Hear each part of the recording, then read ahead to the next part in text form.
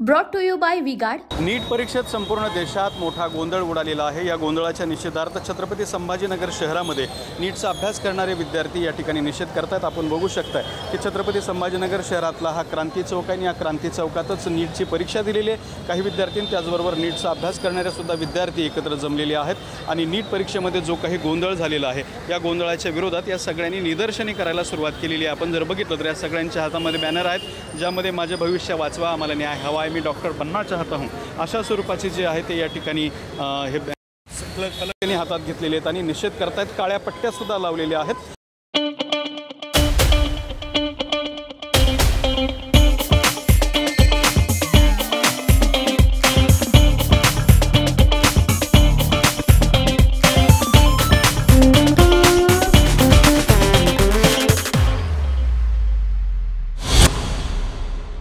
काही शिक्षक सुद्धा या निषेध सभेमध्ये सहभागी झालेले आहेत। सर, काय भूमिका आहे, कशासाठी तुम्ही हे करताय? नीट 2024 मध्ये NTA खूप मोठा घोटाळा केलेला दिसतोय। कारण विद्यार्थ्यांचे एकतर सगळ्यात पहिली गोष्ट सुरुवातीला कॉपी झाल्याचं प्रकरण समोर आलेलं होतं की पेपर फुटीचं प्रकरण समोर आलेलं होतं, पण त्यानंतर निकाल लागल्यानंतर खूप मोठा घोटाळा समोर आलेला आहे की विद्यार्थ्यांना ग्रेस मार्क दिलेले आहेत आणि हे ग्रेस मार्क कुठल्या बेसिसवर दिलेले आहेत? देखिए, उनका काम है अफवाह से गर्मी बढ़ाना और हमारा काम है माहौल को ठंडा रखना।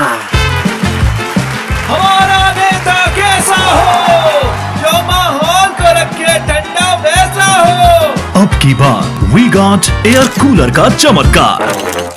त्यांनी कोर्टामध्ये, सुप्रीम कोर्टामध्ये असं सांगितलंय की आम्ही हे ग्रेस मार्क कुठल्या तरी जुन्या एका निकालाच्या आधारावर कॅटच्या परीक्षेसाठी देतोय, पण कॅट ही ऑनलाईन परीक्षा आहे आणि त्या निकालामध्ये स्पष्ट सांगितलेलं आहे की कॅट परीक्षा ही ऑनलाईन आहे आणि त्यामुळे या कॅट परीक्षेमध्ये ऑनलाईन तुम्ही डिटेक्ट करू शकता की कोणत्या विद्यार्थ्यांनी किती वेळ घेतला, कशा पद्धतीने तो प्रश्न सोडवला, पण ऑफलाईन एक्झामसाठी ते लागू नाही आहे। मेडिकल आणि एंट्रन्स एक्झाम सोडून तो निकाल दिलेला होता आणि यांनी मेडिकलच्या निकालाला ते रूल्स अप्लाय केले। त्यामुळे बऱ्याच विद्यार्थ्यांचे मागील वर्षी 600 मोर्चा काढताय, कुठपर्यंत जाणार आहेत, काय निवेदन देत आहे? मूक मोर्चा सर फक्त आम्ही क्रांती चौकातच थांबणार आहेत, पण याचं निवेदन आम्ही विभागीय आयुक्तांना देणार आहोत आणि आमच्या मागण्या ह्या आहेत की या नीटच्या निकालाला इव्हॅल्युएट करण्यात यावं आणि जर खूप मोठ्या प्रमाणात जर घोटाळा असेल तर विद्यार्थ्यांचं भविष्य टांगणीला लागेल। त्याच्यामुळे या एक्झामसाठी खूप मोठं आणि महत्त्वाचं पाऊल म्हणजे एक्झामही होऊ शकते जर खूप मोठा घोटाळा जर असेल तर।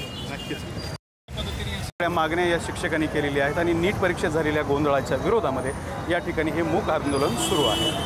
Datta Kanwate, TV9 Marathi, Chhatrapati Sambhajinagar. Brought to you by V-Guard.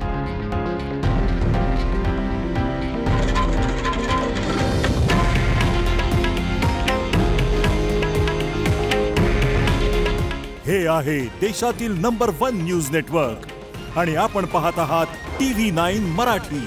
काळजी तुमची, हित महाराष्ट्राचं।